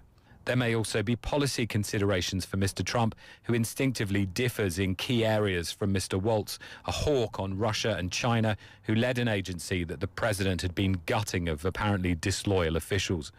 In the meantime, Mr. Rubio becomes the first U.S. official since Henry Kissinger simultaneously to hold the roles of Secretary of State and National Security Advisor. The director of the World Health Organization has warned of the greatest disruption to global health and living memory after abrupt cuts in funding. Tedros Adhanom Ghebreyesus said crises such as Ebola and the COVID pandemic showed the need for a multilateral approach. He urged wealthy countries not to turn their backs on the world's poorest and most vulnerable. Donor countries can spend their money where they want, and they have the right to spend it the way they want. But instead of an orderly withdrawal, the abrupt cuts to overseas development aid in a changing economic and trade environment are sowing chaos in public health. The boss of Apple says he expects US tariffs will cost his company almost $1 billion in the current quarter. That's despite President Trump's decision to spare key electronics from the new import taxes. Lily Jamali is in San Francisco. Donald Trump wanted iPhones to be made in the U.S. Instead, what's going to happen is the vast majority of iPhones that are sold here in the U.S. will now be made in India. And the country of origin for a lot of other big products, so think Mac computers, think AirPods, iPads, the country of origin for those products sold here will now be Vietnam. Cook also said that outside of the U.S., products sold elsewhere, most of that stuff is still going to be made in China. So the desired impact that Donald Trump and his administration were hoping to have, it doesn't look like that's going to happen here. President Trump has called for a global boycott of Iranian oil and oil products after the fourth round of nuclear talks with Tehran was postponed. Mr. Trump threatened any country that ignored his call with secondary sanctions. The Iranian foreign minister said the decision to postpone talks had been taken together with negotiators from the US and Oman. Abbas Araghchi said Iran was still determined to reach an agreement over its nuclear program. World News from the BBC. President Zelensky has described the agreement signed with the United States on exploiting Ukraine's reserves of minerals as a truly equal partnership. James Landale looks at the main points of the agreement. A joint reconstruction fund with Ukraine and the United States as equal partners.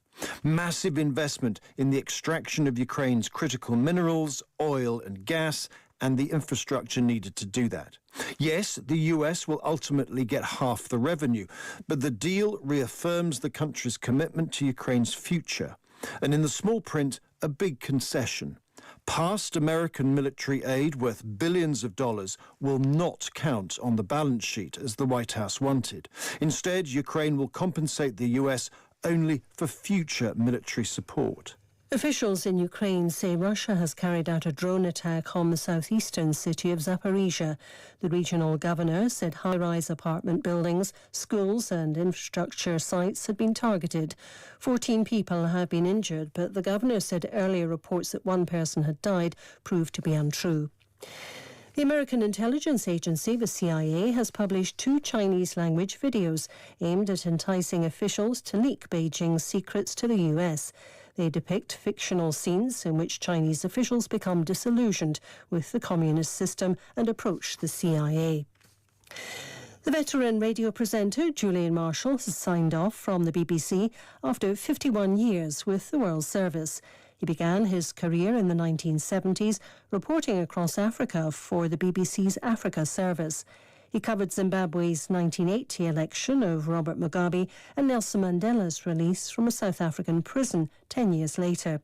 Marshall returned. The views and opinions expressed on Straight Talk with Austin and Ellio do not necessarily reflect or represent the views of Stingray Media, its staff, or contributors. Callers to the program accept full responsibility for the views expressed. The show host and affiliates are not liable for any statements made or any harm claimed. All callers to the program indemnify Straight Talk from all claims. Offensive, defamatory, or unlawful content will not be tolerated. Be a part of the conversation by calling 745-2626.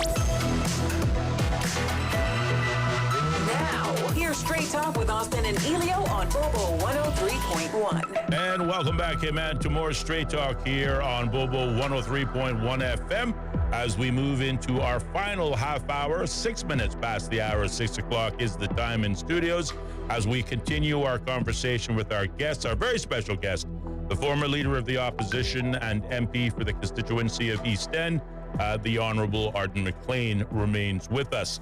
Wanting to move away from the general elections outcome, which as we sit here at 6:07, we are still waiting for confirmation that the government has been formed.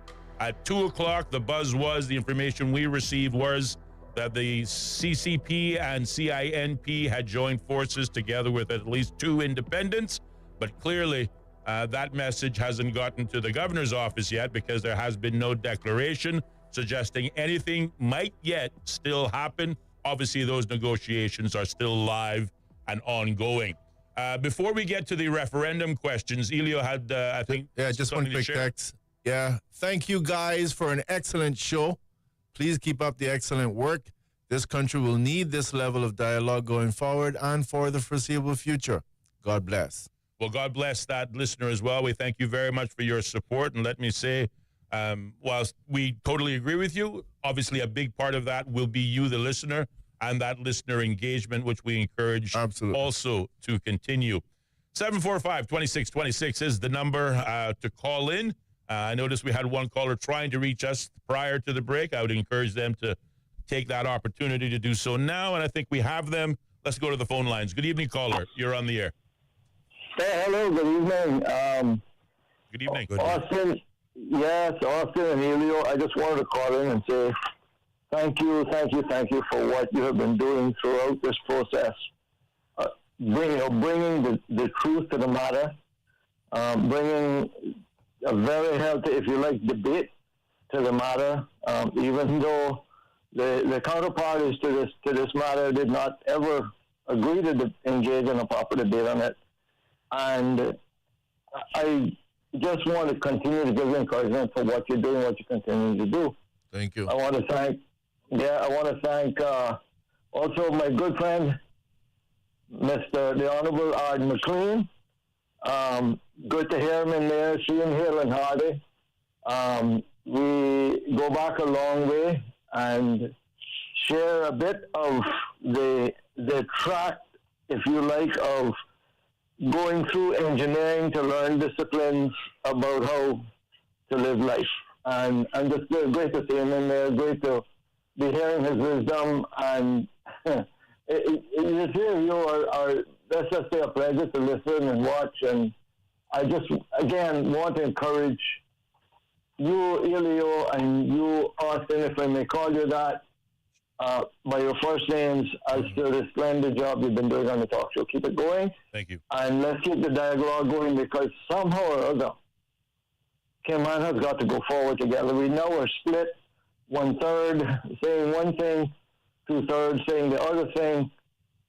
We really need to get around to where we actually have a grown-up discussion on this matter and really lay the evidence out there and really pay attention to what the facts are telling us. But, you know, that's for another day. But in the meantime, please be encouraged. Thank you all for what you're doing. God bless you all. And God bless you too, Mr. McLean. All right. Thank you, sir. And God bless you for taking the time and sharing those comments with us. We certainly do appreciate it. Well, you know, that's one of the premier engineers in this country. Right? Absolutely. Okay. Absolutely. We're honored to have someone of his ilk, that stalwart Caymanian, asking whether he can, call me and Ellio by our first name. Just don't get him crunching numbers now, or he not going to get off the phone. Sir. I mean, the respect we have goes much, much higher than that, and we thank you very much. I fall in love with engineering from day one, but boy, people like that, him and Charlie, Richard Hugh, and them very guys, intelligent man. They 4.0 all straight through their school. Yeah, engineering. And you'd be pleased to know, obviously, our friendship and our relationship goes way back past politics. You will remember my son, who turns 20 in August, but you remember him when he was much smaller. His chosen career path, whilst he's still studying for it, mind you, is mechanical engineering. So when he does come back over the summer, I'm hoping that I can connect you with him and you can share some thoughts. Because you know that I know he remembers you. Engineering makes you very rounded, Yes. What the things you have to do. And, funny thing is when my kids were growing up, my 2 boys, I said to them, if you're going into the vocational training, go do a mechanic or barber. Because people here is going to grow and their vehicles are going to break down. That's right. That's right. One man did recession proof. One man did auto design and mechanics. The other one man did engineering, like me, and dropped out and did computer networking and never used it, for about 3 months, and then became a lawyer. Yeah, you know, so it all depends on what you want, what drives you. Yeah. But engineering is one of the best professions you can ever go in because it makes you well-rounded. Absolutely. Well, that was his chosen career path. I don't know. I didn't get it from me because, as I tell Ellio all the time, I know what a hammer looks like, but Law asked me what it does. I have to call the professionals to help. We do have another caller on the line. Let's take it now. Good evening, caller. You're on the air. Hey, good evening, Austin and Ellio, and also good evening to Mr. Art McLean. Good evening to you, sir. Yeah, I hope you gentlemen are doing fine, sounding great, at least on the radio, you know. Thank you, my brother. Appreciate it. Appreciate your call as always. Yeah, certainly. You know, even though the election polls have closed, we are still giving up the fight and the you know, as we say, the lobbying to move came on forward. At least, even if it one little bit at a time. You know, so we still have the support out there for you know, having some form of development to improve the cargo port and maybe even utilize it for a cruise or whatever. But that push still has to come on. Like Mr. Adam was just sort of stressing, you know. You just can't stop based at the fact we started something and you need to continue on it. You know, a lot of the election results have been quite, you know, in some areas shocking. Obviously, West Bay West, especially, is really what I'm calling about. You know, we saw there was a very low turnout there, almost the same number that they had the last election. And obviously, more or less had a shocking result, you know, very close call. And, you know, Mr. Bush has worked hard for the last, 40 years and beyond and has done a lot, like you all say, for this country, like Mr. McLean was saying. Yep. And, you know, we have to really focus on that part of it, that, you know, he did a whole lot of good. There's a handful of regrets, but too few to mention, as they always say. You know, but at the end of the day, he has served the people well over the years. When we look back from when he started to where he is to where we are today, came on, wasn't in this place. It was, you know, not as desirable as it currently is. But, you know, want to also congratulate the Miss Julia Hunter as well, too. You know, she, I guess she put up a good fight as well. So, you know, I want to congratulate her as well. But like I said, Mr. Bush is definitely, you know, he's a young man, gentlemen. Remember, he's younger than President Donald Trump. I keep echoing that. So it doesn't mean that he can't come back in 2029. You know, there's always wins, there's always losing. There's always work to be done, as we say. And same thing pertaining to the cruise port. Now, what was more shocking about the referendum questions was the people decided they want to smoke and gamble more than they want to make money. You know, yeah, because that's what it read to me, the result, because I was figuring, well, ganjas, we're going to have a lot more smoking. The government's going to have to do something about it. So you're going to get, you know, smoking more. You're going to get gambling is going to increase more. And people won't have money to gamble because they won't have that tourism income coming in.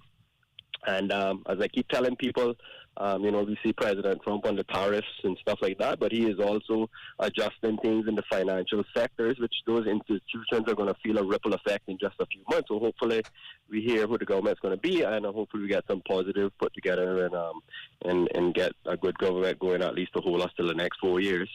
But gentlemen, like I said, I really called in because, like I said, I just want to say, you know, God knows best. You know, he chose the part that Mr. Bush is going to go on. I don't think any other member in Parliament, any other MP has probably tabled more bills than the Honourable Dr. William McKeever Bush, and especially in the last 4 years as well. When we look back at the government that had been put together, he tabled quite a lot of bills, got them, most of them, 90%, I think, of them pretty much passed. Whether they're put into law and their action, we will see. But, you know, he has did a lot of work, and not just myself, but all his supporters would like to thank him, you know, from the bottom of our heart, that, you know, that he continues doing much for the community of West Bay West, the West Bay as a whole, and the whole of Grand Cayman and the Cayman Islands. And I think many other countries out there that know Mr. Bush, they know that, you know, he has did a lot for the whole region, not just for us, but hopefully he is, you know, able to continue doing work to the public and offer his services to the government that perhaps gets put together. Maybe he'll be the Speaker of the House, who knows? Mm-hmm. Anything possible. anything is possible. So we await and see how these play out. And Mr. Bush is no novice to this thing. He's been in this a long time. He knows how to maneuver himself even from the outside as well. So and to get things done for his people. So he will continue working hard like that, and hopefully we'll hear from him as well too. And some of the other that did not make it back in or did not make it at all as well too. But definitely a lot of knowledge, a lot of experience there that. It's why it's quite shocking. It was such a close call, I feel disappointed. I feel really disappointed from the people that didn't come out to vote, because even if it had gotten to close to the full electors making the choice, I could feel more acceptance of that. But, seeing so many people that didn't just get off of their behind and come out and vote or cast a mail-in ballot or remote, whatever they had to do to get their vote in was quite disappointing, And I think that was part of the downplaying it as well. And again, the person who took the vote, she was part of Mr. McKeever's committees and campaigns for many years. Right. So she has been on his shot. Oh, Hello? I think that caller, either his phone died or ran out of credit, but it ended. Definitely she learned some stuff, and I just want to say to him, thanks for calling, thanks for the comments he's made.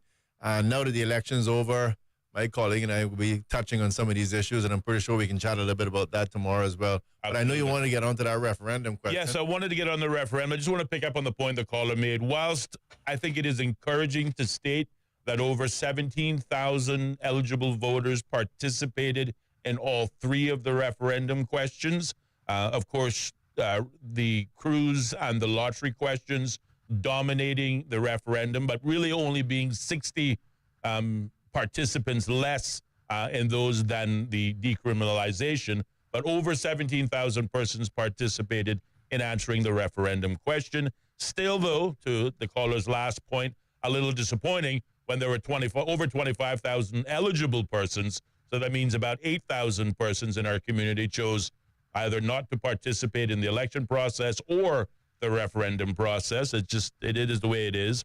But to gauge some of our guests' opinions, taking the cruise subject first.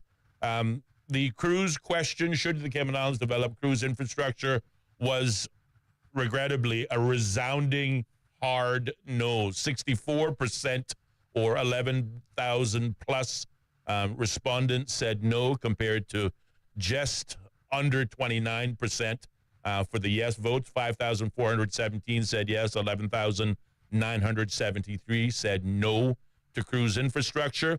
But they did say yes to the other two.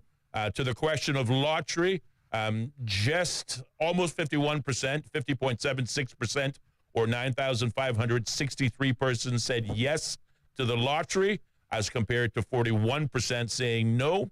And yes to the decriminalization of small amounts of cannabis. Yes won by 55%. 10,385 persons said yes, compared to 6,809 persons saying no. So we see progress on two questions. Unfortunately, no progress on the question that really relates to the economic outlook. Mr. McLean, any surprises to you with those referendum questions? I think, my view, is that's what you get when you go and put a referendum out there. Yeah. You're asked to lead the country. You're asked to manage the country. Here. You're asked to go there and use. Democracy is the worst form of any structure, any political structure. Democracy is about someone that electing you to represent them with a pencil, X, send you in there to tax you to take their money and give you what they think you need. That's democracy in its full sense. That's what democracy is about. And here we are, going back to them and asking them all these questions in a referendum that was disappointing because it slowed down the system as well, which I didn't like. It should have been two separate questions, two separate ballots, I mean. We did that with the Constitution. We had 2 separate ballots, and it was a day and a half before we found out what the outcome of that was. Why did they tie that in? But the cruise berthing, I believe that people needs to look a little bigger than where we are. You don't disagree or you don't fight the principle. The principle is the dock. It is the methods that you argue against or for. The methods used to build the dock. I believe the dock can be built right out in Georgetown Harbor if you put it up on pylons. But it's not for me to decide at this stage. But that was my proposal when it was proposed some time ago. I do not want to see them filling in out there in the middle of Georgetown. I don't want to see that. Yeah. I would never support filling in out there.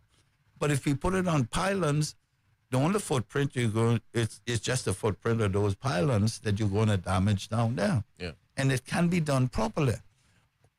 Or anywhere else they're going to put it.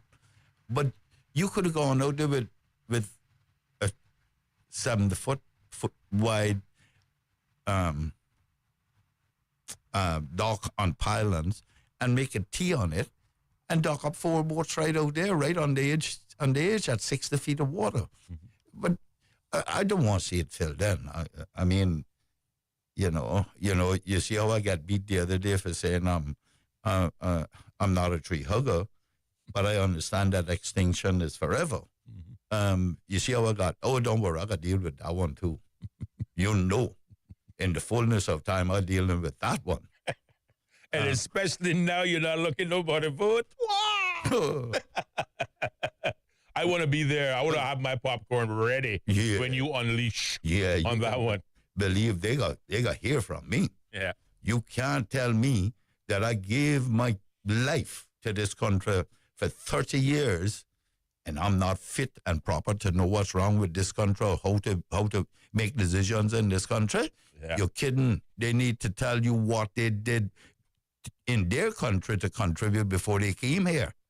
Well, you talked about the problem with democracy. Thomas Jefferson said it best. He said, democracy is nothing more than mob rule, where 51% of the people may take away the rights of the other 49. Absolutely. I want to save time because I believe I have an obligation to give my colleague, the executive program manager of the ACT Cruise Tourism, an opportunity likewise to respond to the referendum outcome. But I do have at least one other listener feedback, so we'll take it and then hear from Mr. Solomon really quickly afterwards. Good day, Austin and Ellio. This is Monique Hamity-Simmons, chairperson for the Association for Cruise Tourism. I also want to warmly welcome and acknowledge Mr. Arden McLean, who's there today with you. First, I really want to thank both of you for your consistent support, your encouragement, and for keeping Caymanians informed throughout this entire election and referendum process. While ACT is disappointed by the outcome of the cruise berthing referendum, we respect the will of the people. As an association, I just wanted to share that we remain committed to our mission of advocating for sustainable growth, community empowerment, and stakeholder collaboration in the cruise tourism industry. We'll continue to engage with the community and the policymakers to promote and make sure that the importance of cruise tourism remains a key component to the Cayman Islands. And I just wanted to thank you all and ask that your listening audience and those who continue to support the cruise tourism in the Cayman Islands keep tuned in to ACT. Our website is actcayman.com. And God bless you all. Thank you again. And thank you also to our people, the Cayman Islands. God bless. Thank you to you, Mrs. Hamity, chairperson of ACT. With 2 minutes, 24 seconds remaining, I think, regrettably, only time we have left is to extend closing comments to our guest. We will still be on the air tomorrow, and tomorrow will be an opportunity to hear from my colleague. I get no disagreement from him. Mr. McLean, thank you. It has been a treat, a pleasure. It's been a reunion of sorts. We're going to have him back together. An opportunity for some final comments with 2 minutes remaining. I just want to congratulate all of those who won at the polls.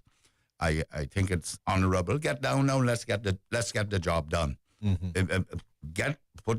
Put your backs to the wheel and let's get the job done. And compromise.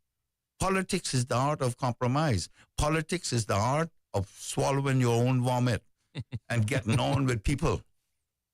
That's what you have to do. You get this job done. You're not running a fish shop. You're running a country. And every utterance out of your mouth affects somebody's life. Whether it's 1, 2, 3, or the majority. Get the job done and stop playing around with it. And thank you both gentlemen for coming, for inviting me. And congratulations to all those who didn't win too, for just stepping out. And you must never give up. Indeed. And to both of you, I'm here. You know where I'm at. I know where to find you. Come down to my place every now and then. Austin has my number. Give me a call whenever you have anything non-controversial. Right. Well, we thank you for your time, Mr. McLean. Like he shies away from controversy. Well, we will certainly keep you in mind, and we certainly will reach out to you. We will take you up on that invitation to have you back on the program because, as I said, the Action Man moniker was born with us, and I suspect will make it legendary even yet still whilst you're not in politics. We're your hosts, Austin Harris. And I'm Ellio Solomon, and we look forward to chatting with you tomorrow right here on Straight Talk. The home of the BBC World Service, the most trusted news source in the world. This is